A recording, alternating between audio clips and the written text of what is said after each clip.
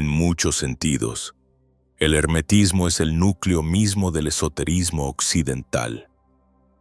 Representa la noción de una sabiduría antigua, verdaderamente primordial, que promete la salvación humana.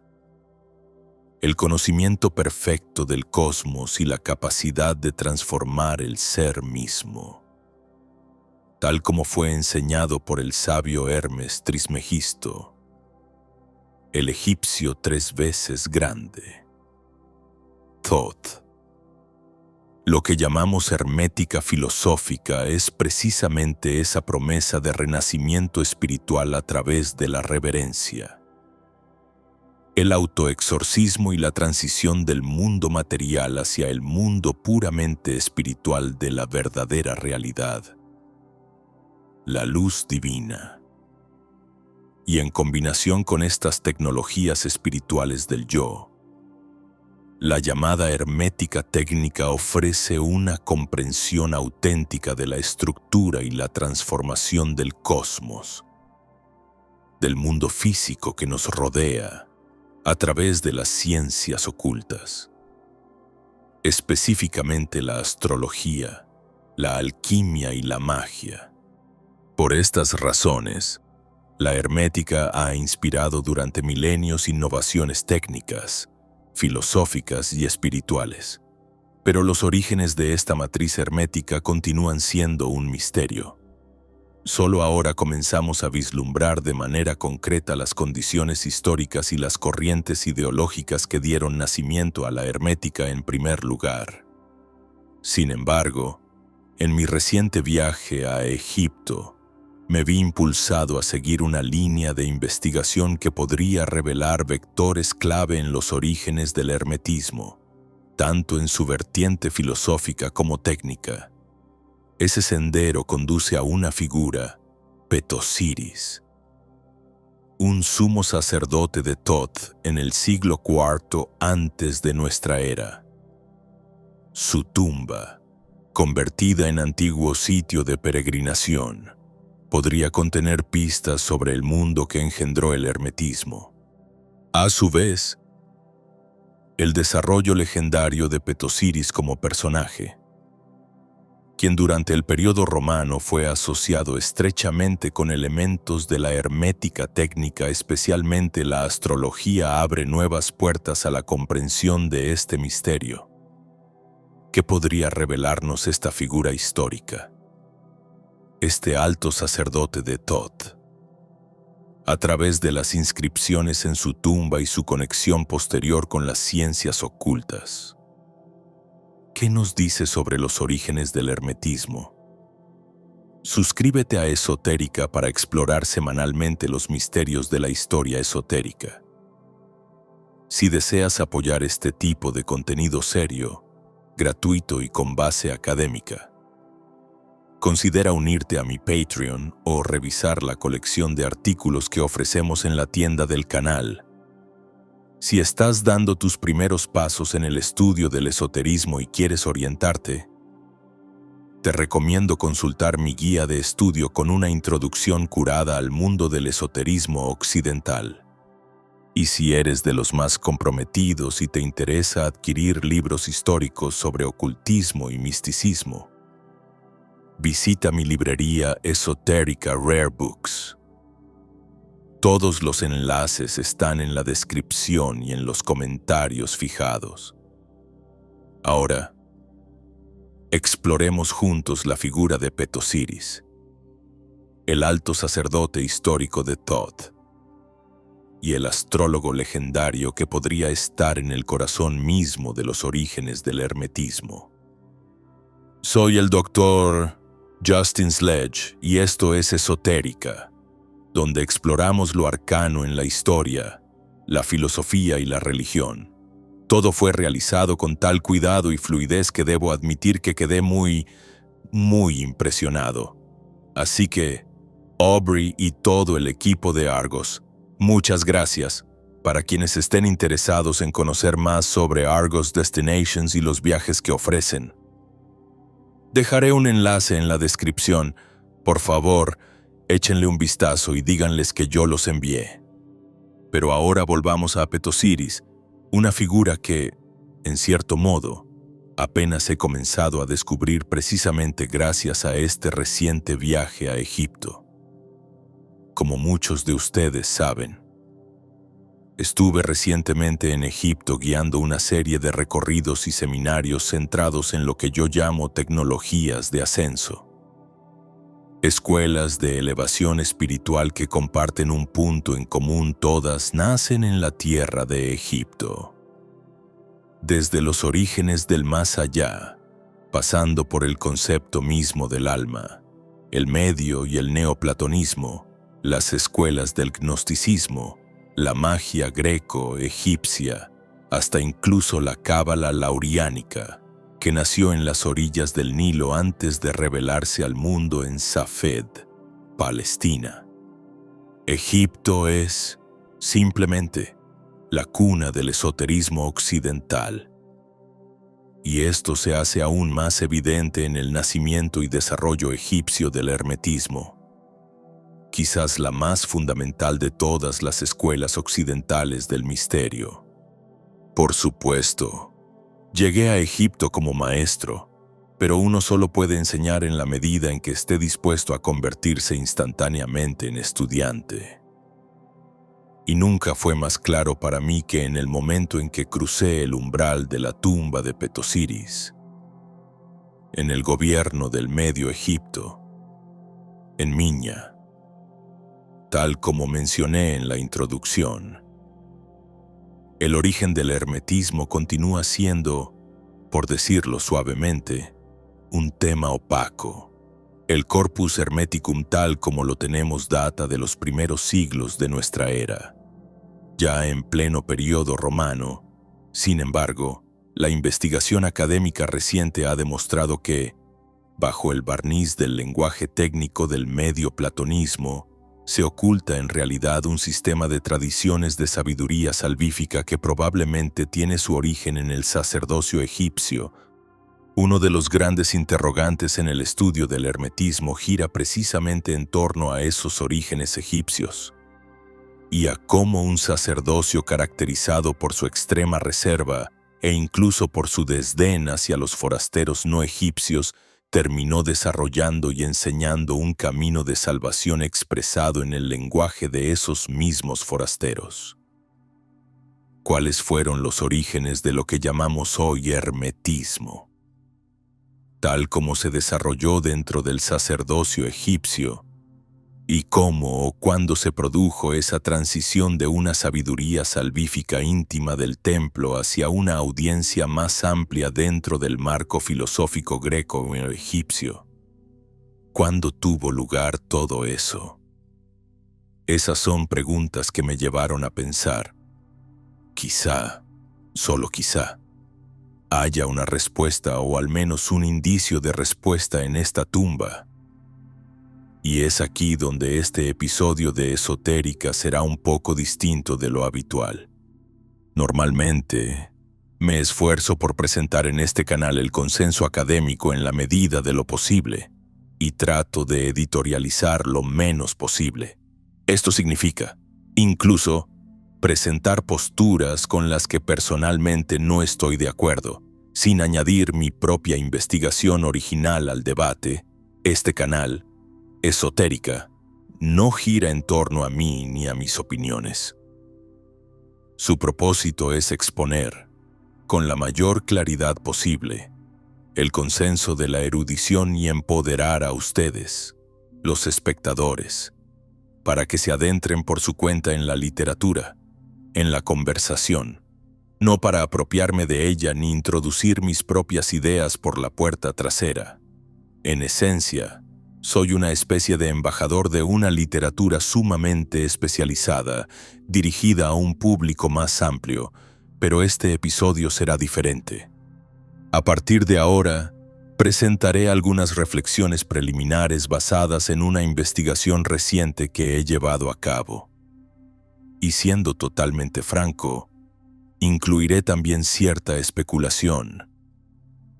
Todo ello en un formato algo esquemático y, Una vez más, quiero ser completamente transparente contigo. El espectador seguiré apoyándome en investigaciones académicas muy serias, pero esbozaré pensamientos más personales de lo que normalmente hago en un episodio de Esotérica. Lo importante para mí es ser claro contigo respecto a cómo este episodio difiere en términos de contenido. Así que, a partir de este momento, tómatelo como quieras.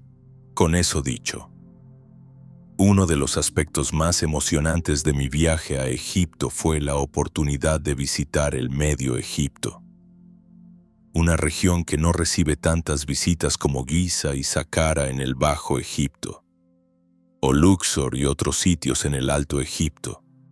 Sin embargo, el Medio Egipto, en particular el gobierno de Minya, es probablemente más conocido por el sitio de Tel el Amarna, sede del poder del llamado faraón hereje, Akenatón.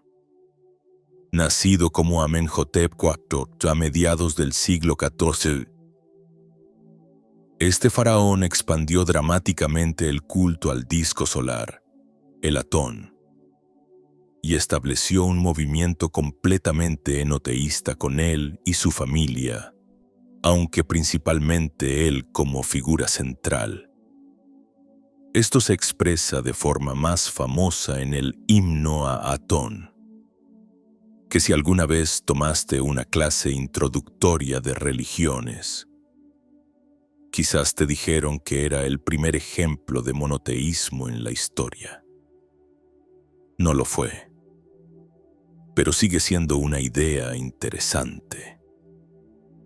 Este breve cambio provocó transformaciones dramáticas en el arte, las costumbres religiosas e incluso en la geopolítica del mundo antiguo. Sin embargo, tras la muerte de Akenatón, el culto a Atón fue abandonado, y todos los asociados a él fueron condenados al damnatio memoriae, sus nombres literalmente borrados de la historia, junto con sus rostros y, esencialmente, su memoria. Pero el Medio Egipto también fue el centro del antiguo culto a Tot, el dios lunar de la sabiduría, la escritura y la magia, en la antigua ciudad de Gemenú, en la región de Hermópolis. Allí se conservan al menos 2 templos dedicados a Tot, incluyendo una estatua megalítica de la deidad en su forma de babuino, junto con una necrópolis que alberga la tumba de una familia de altos sacerdotes en plural de Tot, ubicada en Tuna el Jebel, a las puertas del gran desierto del Sahara, al oeste. Esa tumba fue construida por Petosiris en algún momento de la transición entre el ocaso del dominio egipcio nativo y la dominación griega. Estaba destinada a albergar los restos de su padre, su hermano mayor, él mismo, y eventualmente su hijo, probablemente también otros miembros de la familia. Todos ellos sacerdotes de Tot. De hecho, el sarcófago de Petosiris aún se conserva hasta el día de hoy en el Museo Egipcio de El Cairo, ricamente decorado con vidrios de colores y piedras preciosas, y presenta el capítulo 42 del libro de la salida al día, también conocido, aunque de forma poco precisa, como el libro egipcio de los muertos. Por supuesto, muestra el capítulo 42. Todo en el antiguo Egipto muestra el capítulo 42 del libro de los muertos. La tumba en sí mide aproximadamente 6 metros de ancho por 7 metros de largo y está construida al estilo de un templo egipcio antiguo. Fue descubierta en un estado de conservación notablemente excelente a comienzos del siglo XX. El naos interno está ricamente decorado con motivos clásicos de estilo egipcio. Las paredes a la izquierda están dedicadas a Sheshonq, el padre de Petosiris, y las de la derecha, a su hermano mayor, Jed, Thoth, Yuf, Ankh. 4 pilares muestran los textos de Pet-Osiris y su familia, y un pozo funerario de 8 metros de profundidad desciende hacia las cámaras subterráneas, y a pesar de la iconografía típicamente egipcia y tradicional lenguaje. El muro de Sheshonq ya muestra algunos de los elementos idiosincráticos de la tumba, con escenas de Sheshonq siendo transportado en un carro, en lugar de sobre un trineo tradicional. Además, el panel inferior de la pared oriental de Jed, Thoth y Yuf, Ankh también muestra una procesión de personas trayendo ofrendas que claramente son solo semi-egipcias. Aquí, quizás estemos presenciando influencias artísticas persas y griegas dentro del santuario interior de la tumba. Pero al girar hacia los pronai, el portal entre la tumba interior y el mundo exterior, la influencia del arte de estilo griego se vuelve especialmente pronunciada. Y por pronunciada quiero decir positivamente impactante. Escenas de la vida diaria de artesanos, carpinteros, sopladores de vidrio, orfebres, trabajadores agrícolas y pastores, el proceso de producción de vino, e incluso momentos cotidianos donde Pet-Osiris y su esposa disfrutan de la vida. Sin embargo, Pet-Osiris y su esposa están representados de manera típicamente egipcia. Pero cuando se observan detenidamente estas escenas, revelan que, en realidad, no lucen egipcias en absoluto. Hay hombres con barba y musculosos, con abdominales marcados, aplastando uvas, túnicas drapeadas sobre los cuerpos, velos cubriendo la cabeza de las mujeres, tocados extraños, peinados elaborados, personajes coronados con laureles. Incluso los gestos físicos en estas escenas rompen con el estilo egipcio. Algunas figuras miran directamente al espectador. Rompen la cuarta pared de una forma que raramente se ve en el arte egipcio. Estas escenas simplemente no parecen egipcias. Causan en el espectador un impacto profundamente griego y, desde un punto de vista artístico, esta combinación de elementos egipcios muy tradicionales junto con elementos claramente griegos es quizás una señal de que algo realmente inusual, incluso revolucionario, está ocurriendo en la tumba de Pet-Osiris. Una fusión entre elementos religiosos y artísticos nativos egipcios con otros helenísticos tempranos. Justo en las paredes de una familia de sacerdotes de Thoth. Eso me pareció profundamente significativo a la luz de lo que luego se convertiría en el hermetismo. Una fusión famosa de conceptos religiosos egipcios expresados en el lenguaje de la filosofía platónica media. Y más aún, lo sorprendente no es solo la presencia de este estilo artístico mixto en la tumba, sino cuán temprana podría ser su aparición. Asociamos la llegada del helenismo con la conquista de Alejandro Magno, quien fundaría la ciudad de Alejandría en el 331 a.M.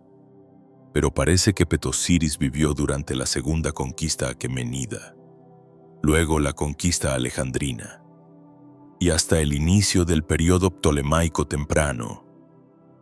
Incluso si Pet-Osiris diseñara su tumba en los últimos años de su vida, se trataría de una adopción sorprendentemente temprana de la influencia griega sobre lo que es uno de los monumentos más importantes y conservadores de la cultura egipcia tradicional.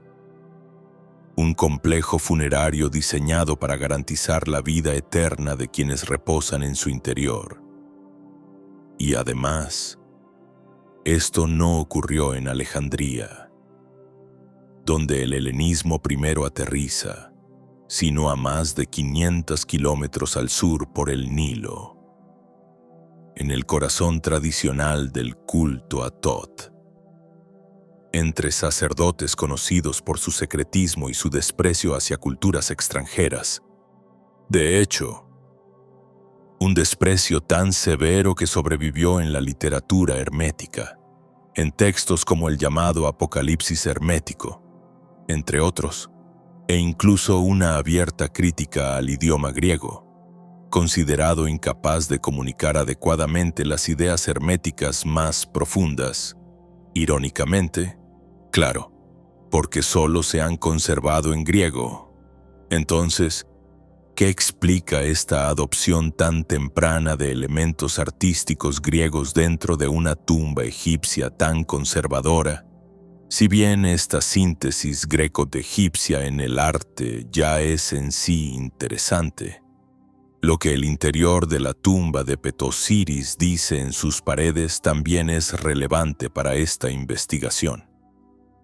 La tumba fue publicada por primera vez a principios de la década de 1920 y fue inmediatamente evidente que, aunque contenía los elementos estándar del pensamiento egipcio antiguo, las letanías litúrgicas egipcias, similares a las encontradas en el Libro de los Muertos, se hacen presentes en la tumba de Petosiris. Pero lo que resulta especialmente inusual es que varios pasajes del texto se dirigen directamente al lector dentro de la tumba, exhortando a los visitantes a llevar una vida de piedad. Primero, aprendemos a través del texto que el propio Petosiris vivió durante un período de agitación, probablemente durante la ocupación persa, en el que muchos santuarios tradicionales egipcios habían sido dañados, de modo que él mismo se encargó personalmente de restaurarlos, incluidos los santuarios dedicados a Thoth. Además, construyó esta tumba para su padre y su hermano mayor, de forma que sus nombres pudieran ser pronunciados en voz alta y así perdurar a través de la muerte. Su sentido de reverencia se hace palpable solo a través de su autobiografía. Pero en el núcleo de su servicio estaba nuevamente la reverencia por lo divino y el entendimiento de que únicamente a través del servicio y la pureza del corazón era posible encontrar una morada en la otra vida, en la región occidental. Además de estos discursos autobiográficos de Petosiris, también escuchamos la voz de su padre y de su hermano mayor, que se dirigen directamente al visitante desde las columnas que sostenían esta antigua estructura. Su padre, fallecido pero presumiblemente inmortal, se dirige a los vivos en la tierra, a quienes visitan esta tumba en el desierto, diciéndonos que, si queremos ser instruidos en el modo correcto de vivir un término técnico en lengua egipcia, este camino correcto es, de hecho, el camino del Dios, presumiblemente Thoth, y por transposición teológica, también el camino de Thoth, vivir rectamente hacia las personas y hacia lo divino, llenando el corazón con el camino del Dios. Aprendemos que servir al Dios es el buen camino. Bienaventurado aquel cuyo corazón lo conduce hacia Él, y nos dice: te hablaré de lo que me sucedió, te permitiré percibir el plan de Dios, te haré discernir el conocimiento de su poder. Así, aprendemos que a través de aprender el camino del Dios, uno puede acceder a la misma mente divina y conocer la voluntad de Dios. Nuevamente, presumiblemente la de Thoth. De hecho, este camino justo de vida hace que otros alaben al Dios y permite alcanzar serenidad al contemplar la muerte, de modo que, cito, se alaba a Dios por aquel que lo ama. Llegará a su tumba sin tristeza. el hermano mayor de Petosiris. Debió haber sido un hombre bastante jovial. Le escuchamos instarnos a seguir el camino correcto de la vida, para que alabemos al Dios por su sabiduría. Y luego, de inmediato, se nos dice que bebamos hasta embriagarnos durante el día festivo, porque nada material puede llevarse al más allá, y la muerte no acepta sobornos. En efecto, servir a los dioses y al prójimo con alegría, y dado que solo el Dios provee al justo, simplemente no hay razón para preocuparse por el alojamiento en la otra vida si uno ha seguido correctamente el camino justo. Esto parece contrastar de forma algo marcada con otras tumbas egipcias, que normalmente están repletas de objetos materiales para el más allá. Finalmente, también escuchamos la voz del hijo de Petosiris, llamado Thoth, quien tristemente parece haber muerto a una edad temprana. Se nos dice: pronuncia mi nombre con abundante libación. Thoth te favorecerá por ello. De modo que si alabamos el alma de este niño fallecido, Thoth bendecirá a quien lo haga con una vida larga y piadosa. Y añadidos a esta letanía están también las voces de varios hijos de Petosiris, afirmando que caminar en el camino del Dios, específicamente en el camino de Thoth, es simplemente hermoso, y que Petosiris ha sido recompensado por el Dios 2 veces grande. Sí, 2 veces grande aquí en la tumba de Petosiris. A veces, Thoth es llamado 2 veces, 3 veces, 5 veces, e incluso 8 veces grande en la literatura egipcia. De hecho, confieso que incluso yo malinterpreté estas secuencias de jeroglíficos la primera vez que estuve en la tumba.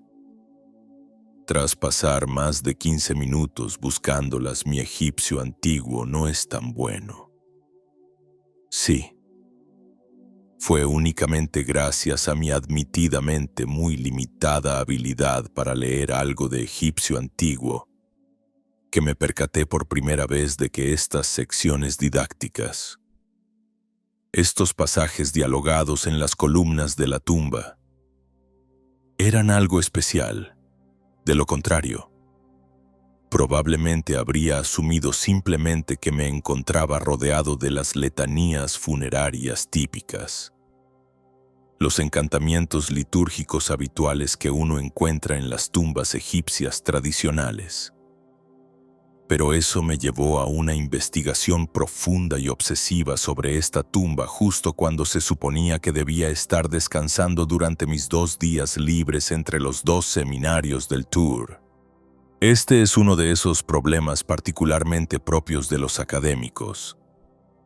Una idea se instala como una trampa en nuestra mente y simplemente no podemos soltarla. Pero el punto que quiero destacar sobre estos discursos de la familia de Petosiris es que parecen interpolar al lector o al oyente y, por supuesto, están escritos en jeroglíficos, lo cual implica que se requería cierta especialización. Probablemente un sacerdote que leyera estos textos a otros.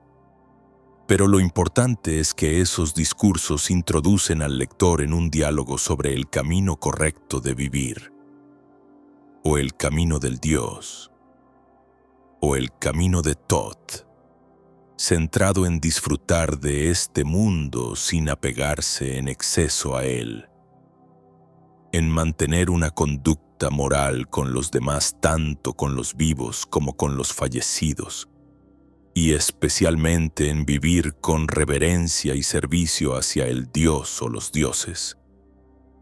Este camino parece permitir a la persona morir sin temor, pero también, en algún sentido, le otorga acceso a la mente o a la voluntad de lo divino. Así, estos pasajes en las paredes de la tumba constituyen una forma de enseñanza dialógica, donde el lector es introducido en una conversación sobre la manera correcta de vivir, entendida como el camino de los dioses, y específicamente como el camino del 2 veces grande Thoth. Esto resulta especialmente interesante cuando se sitúa en el contexto del archivo de Ostraca del siglo II.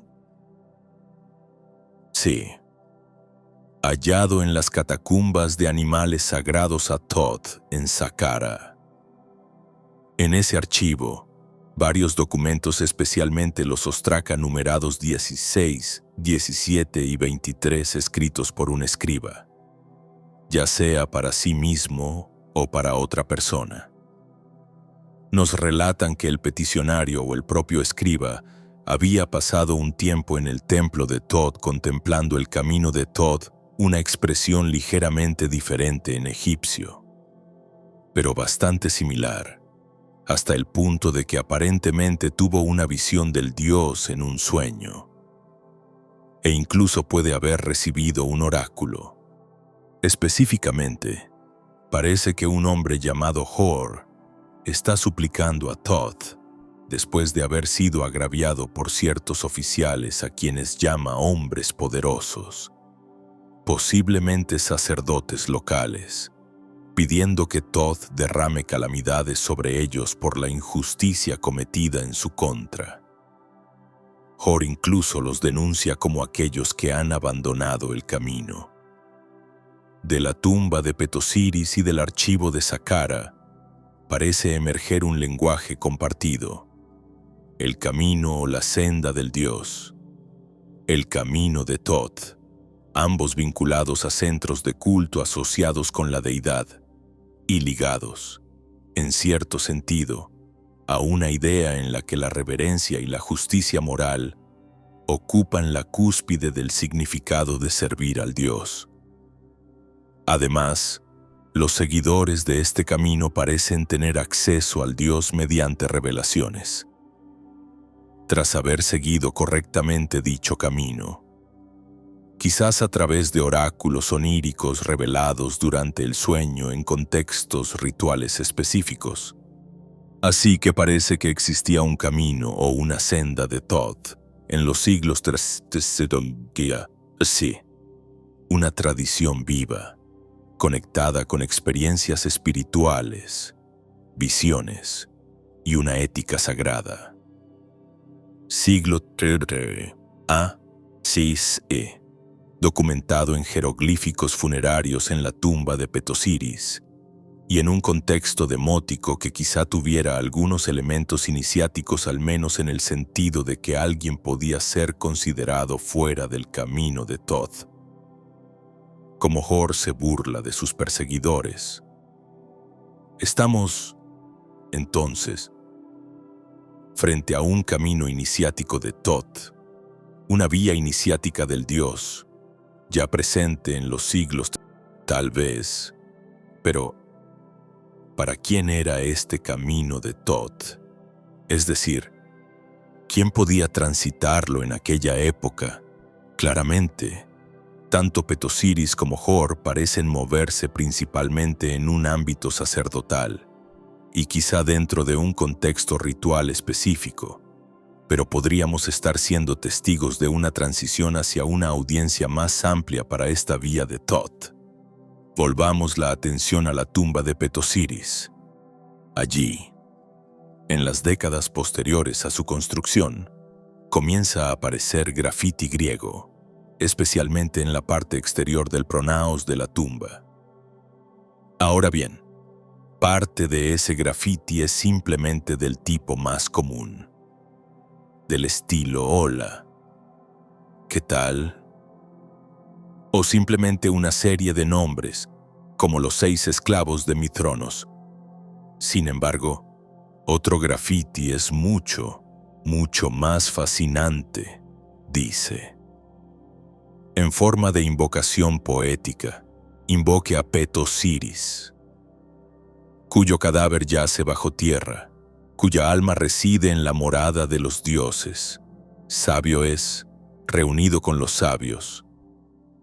Un grafiti posterior cercano a esta inscripción revela que ese texto invocatorio podría en realidad ser una especie de cifra, un tipo de gematría griega, donde las palabras suman un significado numérico particular.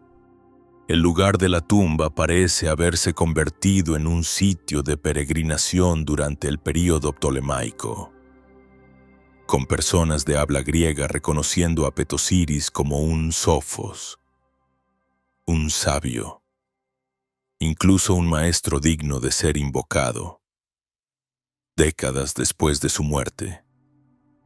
Ahora bien, no podemos saber exactamente cómo eran los intercambios culturales, religiosos o espirituales en torno a la tumba de Petosiris, ni hasta qué punto ocurrieron como dije.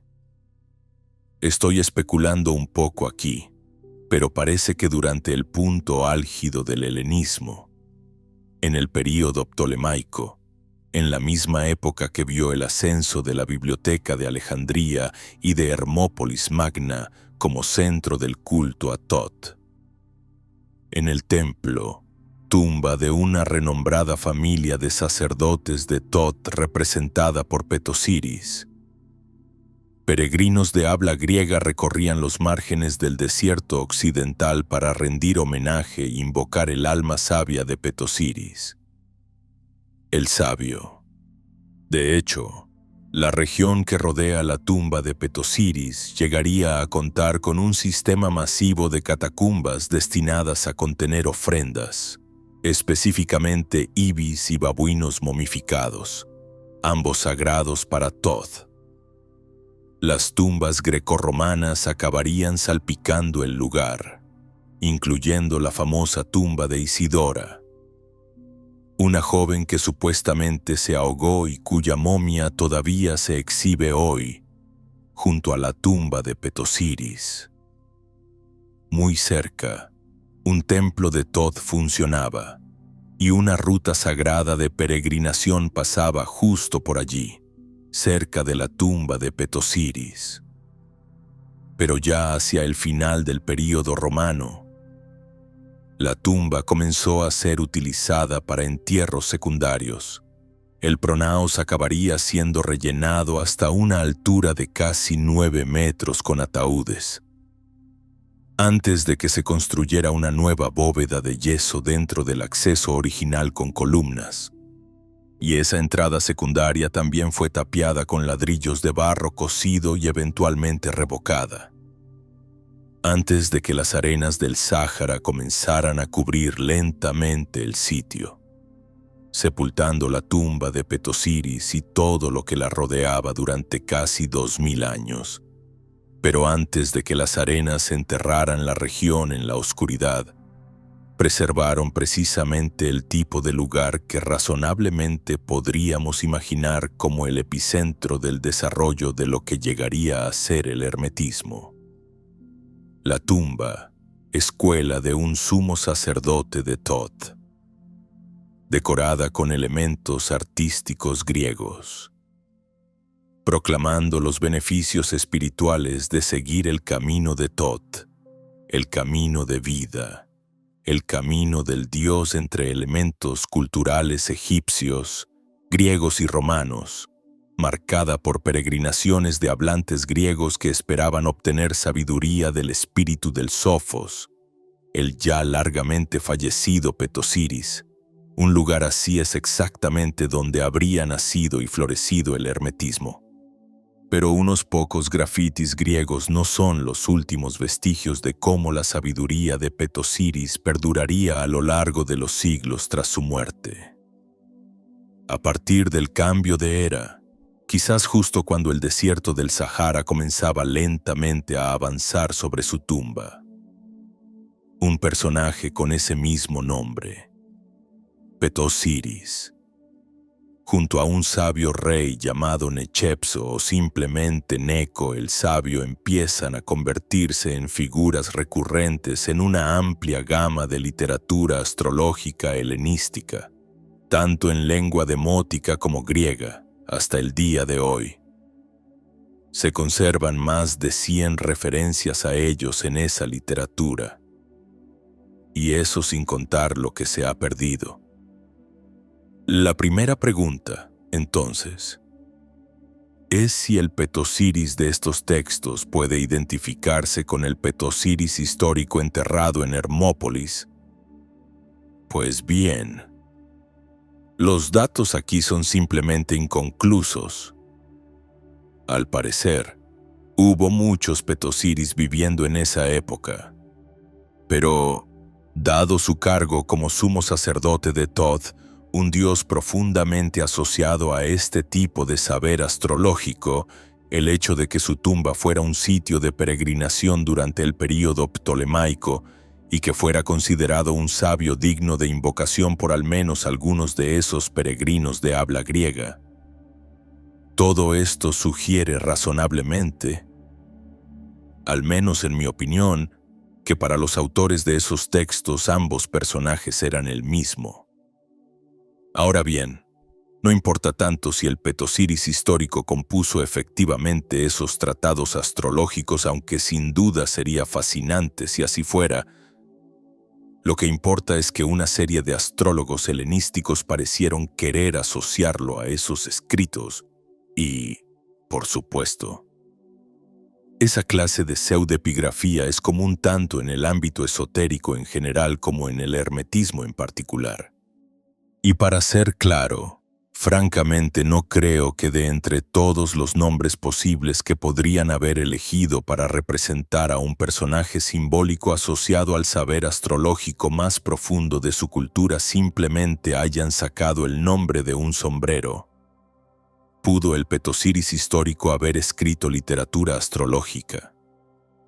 Claramente existía una cantidad sustancial de literatura astrológica indígena variada que causó una fuerte impresión en los astrólogos de habla griega.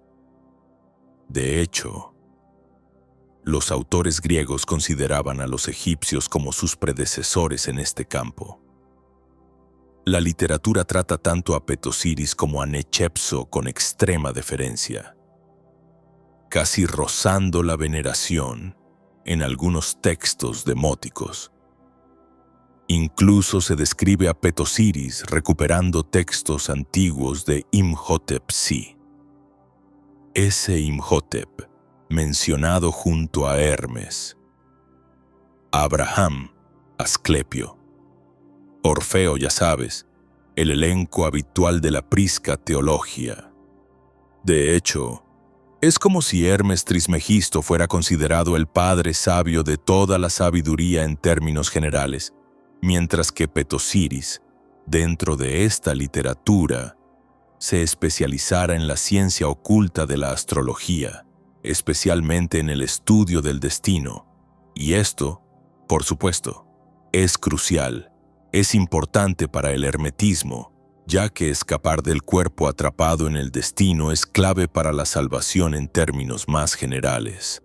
Por eso, comprender las fuerzas del destino expresadas a través del poder astral se volvería central para las prácticas reales del hermetismo.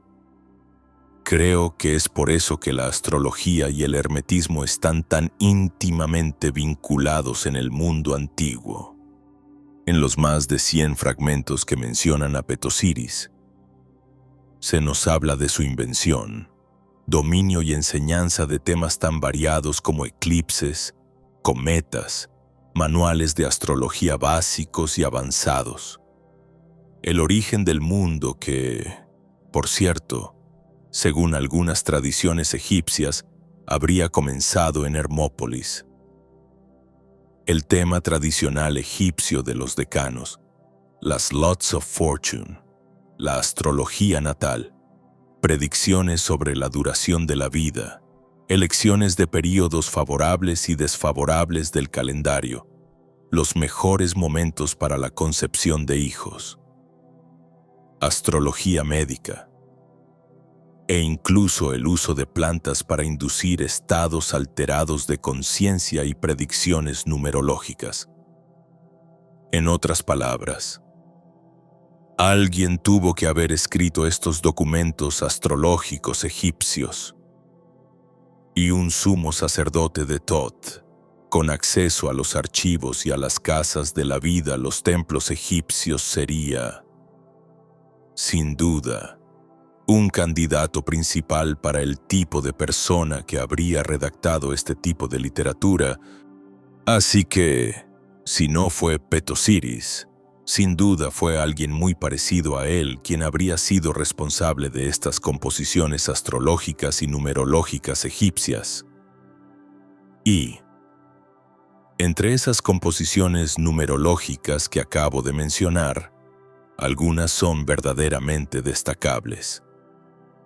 Especialmente aquellos métodos que generan varios sistemas de técnicas predictivas, que invocan el valor numérico del nombre de una persona en griego, al que se le añade un valor específico correspondiente a un mes lunar determinado, y luego un tercer valor dependiendo del momento específico dentro del mes lunar en que cae la predicción. Ese número total se divide por 29 o 30, y el valor resultante entre 1 y 29 se traza en un diseño conocido como el Círculo de Petosiris, el cual indica el resultado previsto para la rueda del destino y para el individuo. Se conocen varias versiones de esta técnica. Algunas son bastante complejas, con múltiples métodos para generar los números y con dispositivos geométricos predictivos de distintos niveles de complejidad. Nuevamente, son conocidos como círculos de Petosiris. ¿Qué tan antiguos son exactamente no está claro, pero los manuscritos griegos que los describen datan de por lo menos hacia el año 1000 C, si no un poco antes. E incluso estos círculos aparecen posteriormente en Europa occidental. Una fascinante supervivencia de la posible sabiduría de Petosiris en el contexto numerológico y adivinatorio europeo. Finalmente, aunque Petosiris no está particularmente asociado con la magia en la literatura, sí obtenemos una referencia interesante a él en el Tratado Antigóstico contra todas las herejías, que cita: «El poder de la mano derecha del fuego influye sobre las cosechas. Fue llamado hombre por ignorancia. Según su semejanza nacieron Astanes, el 3 veces grande Hermes, Curites, Petosiris, Zodarion, Parrhosus, Astramus y Zoroastro». Así que, simplemente, lo colocan allí, junto a los grandes nombres de la sabiduría primordial antigua. De este modo, en más de 100 textos diversos asociados con la astrología, la numerología y en menor medida la magia, Petosiris ocupa un lugar de honor junto a Hermes Trismegisto y se le vincula con una de las ciencias herméticas más fundamentales, la astrología. Y, francamente, no creo que esto sea una coincidencia. Creo que lo que tenemos aquí es una especie de memoria cuasi histórica que vincula a un sumo sacerdote real de Thoth con la filosofía emergente y la práctica del hermetismo, y una de sus ramas más prácticas, la astrología como herramienta de salvación. Supongo que el caso que estoy planteando es que tanto el Petosiris histórico como el literario constituyen una parte olvidada pero importante del rompecabezas que representa la historia más temprana del hermetismo. Sugeriría que la tumba de Petosiris, su entorno grecorromano, sus inscripciones didácticas y dialógicas, junto con el archivo de Ostraca en Saqqara y el Petosiris de la literatura astrológica antigua, deberían considerarse conjuntamente como una parte integral de la historia del desarrollo y quizás incluso de los orígenes del hermetismo en sí. De hecho, las inscripciones en la tumba pueden y, creo, deben considerarse como textos protoherméticos, en los cuales una vida moral irreverente se presenta como el camino del Dios Thoth, que brinda acceso a la mente y a la voluntad de la deidad, tópicos claramente presentes en los textos herméticos posteriores. ¿Es concluyente este vínculo que propongo? No, definitivamente no. Admito nuevamente que estoy especulando hasta cierto punto, y soy muy consciente de ello. También admito que esta investigación está en sus fases preliminares. Pero, dado el caso acumulativo que he desarrollado en este episodio, creo que el papel de Petosiris en la historia temprana del hermetismo no puede y no debe ser ignorado. Como siempre, dejaré enlaces a todos los recursos que he usado para construir este caso, hasta donde me ha sido posible, en la descripción y en el comentario fijado, y voy a continuar esta línea de investigación, porque creo que importa, y creo que estoy tras algo importante. Sé que este es un trabajo más personal, y lamento cargarles con ello. Pero espero que este episodio haya abierto una nueva vía de investigación sobre un tema cercano al corazón y al espíritu de muchos de los que ven este canal, incluyéndome a mí.